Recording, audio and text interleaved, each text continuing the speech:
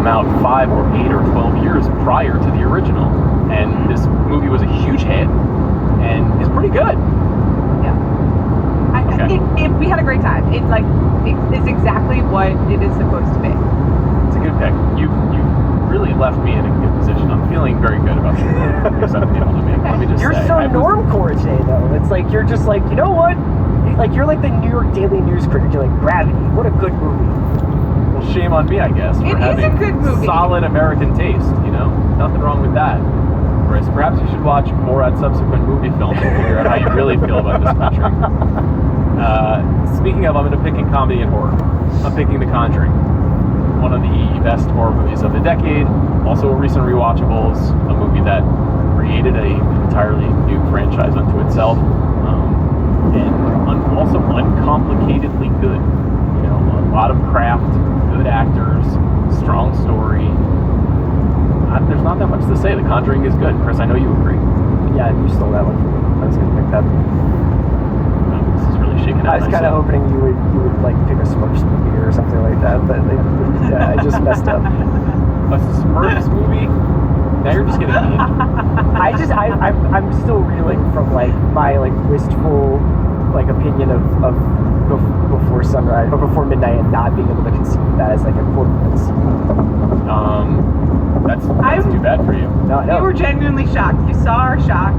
No, I know. You picked something that was not before midnight. I planned my whole strategy around you picking before midnight in the sequels category. I had a big backup sequels pick that I was ready to fire off, and I don't even know if that movie's going to get picked now. It's up to you, Chris. You're up. He looks so sad. This You're is just awful. Why are we doing this? I don't. Okay, so I'm up and I have I did drama. So I have comedy, horror, wild card, and animated left, right? That sounds right. Well, I'll do horror, and I'll do Your Next, which is a big favorite of mine. Which Adam Wingard's fucked up dinner party that turns into Strangers movie from 13, and it was Sean and I just talked about these movies a bunch on Big Picture a couple weeks ago for horror, but really like was kind of the apex of this indie horror insurgency that was happening around then. So I'll do Your Next for comedy horror. There's one movie that if one of the two of you don't pick it, then I have like, you know, 7 years of like grievances to file for having had to listen to you talk about it. Is this because me and Sean just won't stop talking about blue is the warmest color? No, it's not that one. Thank God. I'm gonna go Prisoners for wild card. Okay. My guy Denny. One of my favorite Jake Gyllenhaal performances. Incredibly dark, fucked up movie. I can't believe this was like kind of a hit. You know, like this was like a movie people were actively like, I think it did like 60-some million domestic, but if you watch this movie and it's got like a really fucked up ending, obviously, I don't necessarily agree with a lot of like the ideas it puts forward, but I do really, really respect like the execution, and shout out to Rango Deakins on the shots in this movie. Just Paul Dano standing in a torrential downpour in like suburban Pennsylvania, while Jake Gyllenhaal is doing the absolute most in this film. Just, I've talked about Prisoners before, but this is my jam. Tell us more about the ideas. What ideas do you think that movie is propagating? Taking the law into your own hands, I guess. Yeah, you love vigilante building justice. a torture dungeon in an abandoned track home? Yeah. What about Detective Loki's personal style? Look, man, if I could do collars that way, I would. Okay, so the next pick is mine then, right? Uh-huh. So I've got 2 categories open. Those categories are wild card and animated frozen language. Or frozen language. Yeah, Frozen was the alpha pick. Amanda's had Frozen already. Gosh, I got the 4 that I thought I would get, which is exciting, and now I'm a little bit Can you remind us what those 4 are? My 4 picks so far? Yes. Yeah. In drama, I got Gravity. In comedy horror, I got The Conjuring. In blockbuster, I got The Wolf of Wall Street. And in sequel, I got Before Midnight. It's a great list. fuck it up in the home stretch. Gosh. Well, I'm gonna go with animated foreign language first, and I'm gonna take The Wind Rises, the Hayao Miyazaki movie, which was released. Let me just, you know what? Let's pause. Let me just make sure that this was released in the United States in 2013. Because I know that it was released. Because there's gonna be like 6 dudes on Twitter who are like, "Hey." Oh no, it wasn't. It was released in the February of 2014. My apologies. I can't take that movie. God damn it. Okay. That raises some problems. I'm not. I can't go Minions. I just got to do it. Wild card. I'm going the Counselor. I had to take the Counselor. Thank you. Finally, I can't believe it took you guys this long. That was the movie. You've been talking about this since it came out, since before it came out. I just wanted a dramatic finale. I wanted to pick that for my last pick before Chris's last pick. You know, I wanted to make a big show of it. The Counselor is Ridley Scott's absolutely incredible late period masterpiece based on a Cormac McCarthy idea, screenplay, script, featuring one of the all-time great casts of that decade. Truly violent, romantic, hilarious movie. Chris, who's in the Counselor? Who are the stars? Most importantly, Cameron Diaz.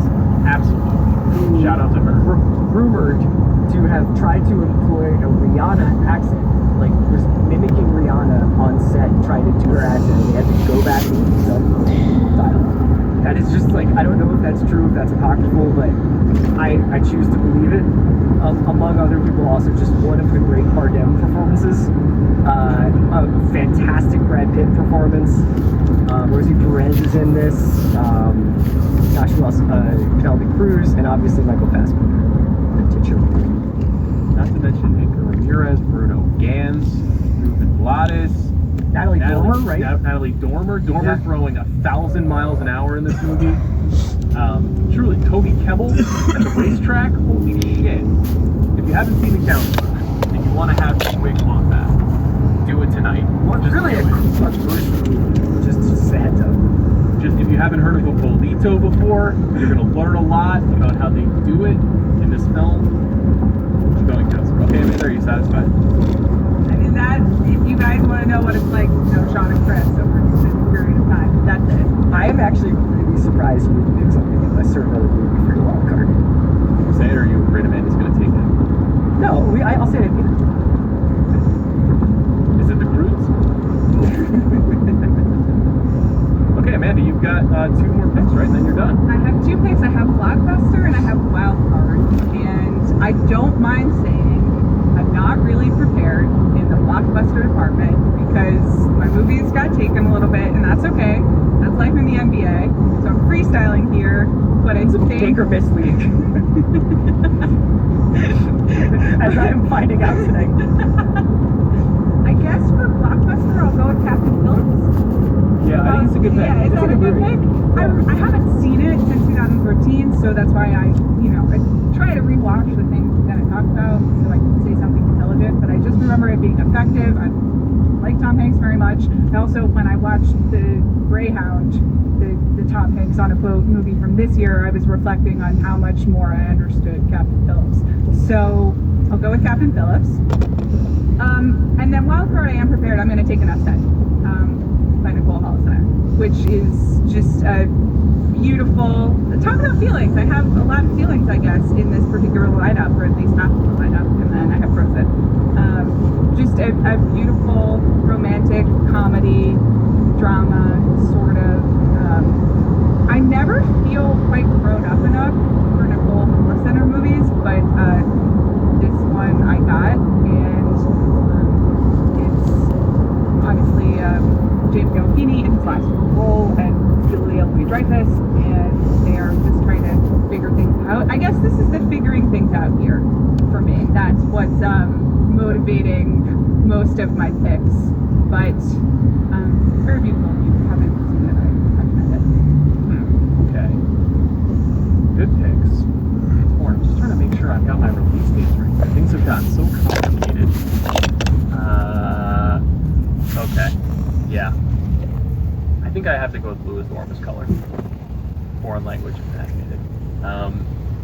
let me just say, if you are hungry, don't watch blue is the warmest color. That's one thing. I would have a meal first, then I would watch that film, because it does something to people. It creates a ravenousness in them. And Adele Exarchopoulos' performance, I think, as the hungriest gal on earth, I think, I'll just say it was transformative for me. I think she does some fine work in this film. And Leah Seydoux, of course, does some incredible work as well. Controversial movie. Controversial for a number of reasons, but I think quite beautiful. Definitely a long film. It's an epic 3-hour drama about two women falling in and out of love with each other. And I feel comfortable owning it. I'm good with it. How do you guys feel? Blue is warmest color? Chris, you loved it. I remember you were getting emotional. I was rapturous after I saw it, but I haven't seen it since. And yeah, it's obviously one that's like reputation has suffered a little bit from, I think, several of the people who were disavowing it, or disavowing the process through which it was made, and some of the harassment they felt was coming from the director. But it's quite a fucking movie. I remember when that trailer dropped with Beach House in it. This is an incredible vibe right here. I remember when that trailer dropped. It's just that's a That's supposed to be that. Remember when the warmest color trailer dropped? Yeah. I haven't seen this movie by myself because everyone had already seen it, so I just